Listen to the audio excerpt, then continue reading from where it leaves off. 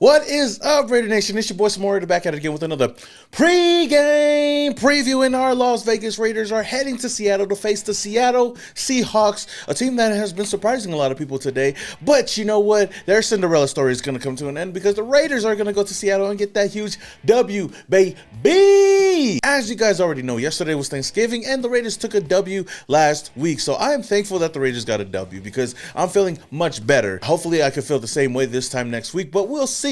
With that said, though, since we're still in the holiday spirit a little bit, Raider Nation, I want to ask you guys, what is one thing that you guys are thankful for? Let me know down in the comments below. I would love to see what you guys have to say. But before we do get started with this video, if you guys are going to be in Seattle for the game, or if you guys are planning to come to Las Vegas for any other Raider game this season, then I want to let you guys know about the sponsors of this video, the Game Time app. If you're looking for some cheap last-minute tickets for the Raider game or just any other events, then this is the app for you. Not only do they provide great prices, but when you're looking for tickets, they show you your exact view from your seat. So download the Game Time app today and use my promo code SamoanRaider to get $20 off your first purchase of $150 or more. And you tell them one thing, just win, baby.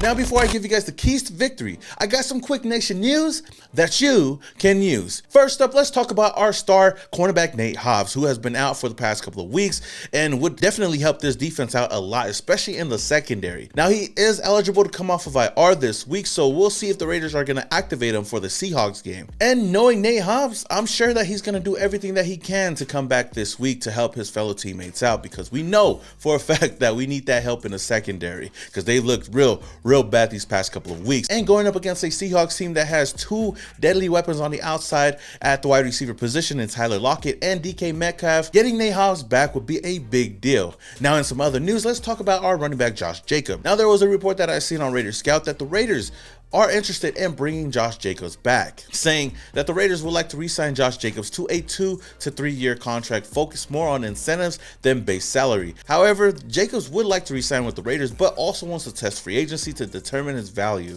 If the team were to franchise tag Jacobs, it could cost roughly around $12.6 million fully guaranteed, which is a tough pill to swallow. Now, his current contract projection is somewhere around 3 years, $38 million with $18 million guaranteed. So with that said, do you guys believe that the Raiders should bring back Josh Jacobs next season, and how much are you guys willing to spend to bring him back? Now, as for me, I would definitely love to bring back Josh Jacobs after the season is over. I've been preaching this over and over again, even before this season started. I love Josh Jacobs as a running back, and I feel like he's the right running back for us moving forward.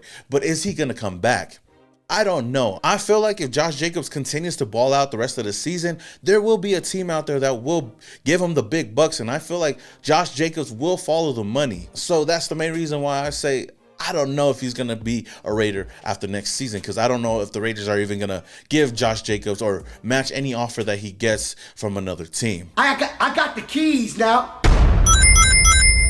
Now, I got 3 keys to this game if the Raiders want any chance of winning. I mean, if we could actually win this week, it'll be the first time this season that the Raiders could win 2 games in a row, which is really sad with all the weapons that we do have at our disposal. But you know what? It's all good. That winning streak starts this weekend with the Seattle Seahawks. But the very first key that the Raiders need in this game is some car insurance. This means that the offensive line better do everything that they can do to keep Derek Carr clean in this game, because if they don't, it's going to be a very long Sunday for our Raiders. They are going up against a Seahawks team that thrives off their defense, being ranked first in forced fumbles and has a total of 24 sacks this season. They definitely know how to get to the quarterback and make them uncomfortable. And that's something that we don't want to see from DC, because we've seen many games where Carr just looks timid out there, being a statue in the pocket, and those games usually don't end well. Both Darrell Taylor and Nwosu has been problems for many offensive linemen, so it'll be a true challenge for our offensive line. If by some chance they do get to our quarterback, then Derek Carr better hold on to that ball for dear life, because they've had their success of forcing fumbles, and we know Carr is a guy that usually doesn't hold on to the ball when pressured. But if Derek Carr is able to avoid the sack, then he better be smart where he places the ball, because the Seahawks also have a sticky secondary. So far this season, the Seahawks are ranked 5th in takeaways, 7 of those coming from their their first-year cornerback, Tariq Woolen, who most likely will be matched up against Raiders star receiver Davante Adams, which is a matchup to look out for. I mean, we've seen Davante Adams humble one kid last week, so let's see if he can do that again in Seattle. Let me read it! Oh, no, he's too young. He's not there yet. He's not there yet. Again, all this starts with protecting our quarterback with some car insurance, because if we aren't able to do that, then this team can possibly crash and burn on Sunday, and that's something that we definitely do not want to see. Key number 2 is bringing Gino back down to earth. I can honestly say that the Seahawks have been one of the biggest surprises this season with a 6-4 start. I mean, after trading Russell Wilson away, many thought the Seahawks would be tanking and entering a rebuild year, and even drafting a quarterback this year, but none of that has happened. The team has stuck with Gino Smith, and he's just been lighting it up since week 1. They wrote me off. I ain't right back, though. That's the problem. I ain't right back. Let's go.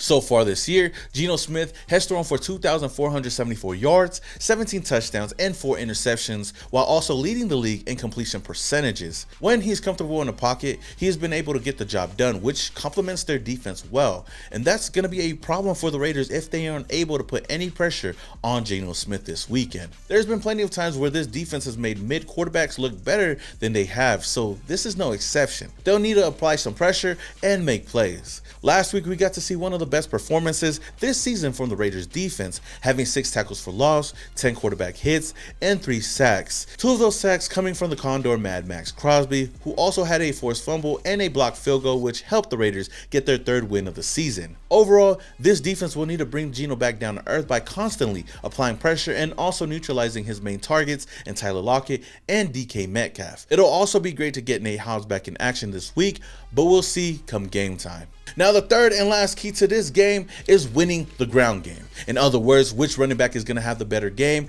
the veteran Josh Jacobs or the rookie Kenneth Walker III. After starting off the season slow, whether it was due to injury or just not being utilized, both players have been able to bounce back and turn their seasons around for the better. Josh Jacobs being the glue that holds this Raider offense together, and Kenneth Walker being the spark for the Seahawks Cinderella season. Jacobs is coming off of another 100-yard game against the Broncos where he averaged 4.5 yards per carry. And the crazy thing is that the Raiders are 3-1 when Jacobs rushes for over 100 yards, with one of those games where they lost by only 1. Thanks to the referees. But that proves how much of a factor Jacobs is to the Raiders actually winning games. Walker, on the other hand, has been a reliable weapon for Gino and the rest of the Seahawks offense. Since primarily taking over as the RB1 in week 5, Walker has been able to score in every game, helping the team go on a 4-game streak. He was recently shut down by the Tampa Bay Buccaneers before the bye, having his worst game yet, where he didn't find the end zone at all. Nonetheless, there is no secret that both defenses will still have the tough task of stopping the run game. Luckily enough for the Raiders, the run defense has been solid throughout the season. Now, I can't say the same thing about the secondary, but if this Raiders defense is able to stop Kenneth Walker from popping off, then we'll have a good chance of leaving Seattle with a W. With that said, Raider Nation, going into this game, the Raiders are actually underdogs. You know, a lot of people having the Seahawks favored to win this game, which is great because I feel like the Raiders actually play better when we are the underdogs. So what are your thoughts on this game? What is your game score prediction? And do you guys feel like the Raiders can go on a 2-game win streak for the very first time this season? Let me know your thoughts down in the comments below. All right, Raider Nation, that's all I have for you guys today. If you guys enjoyed this video, don't forget to hit that like button and hit that subscribe button and that notification icon button to notify you guys when I upload more videos just like this. Until the next video, this is your boy Simone Raider, and your boy is Started off in Oakland, now we here. Thought that we was done, we just hit another gear. Look, started off in Oakland, now we here. Hey, pull up with the nation in the silver black gear. Look, 4 games straight, we in the playoff. Shout out to the Chargers fans, y'all enjoy the layoff.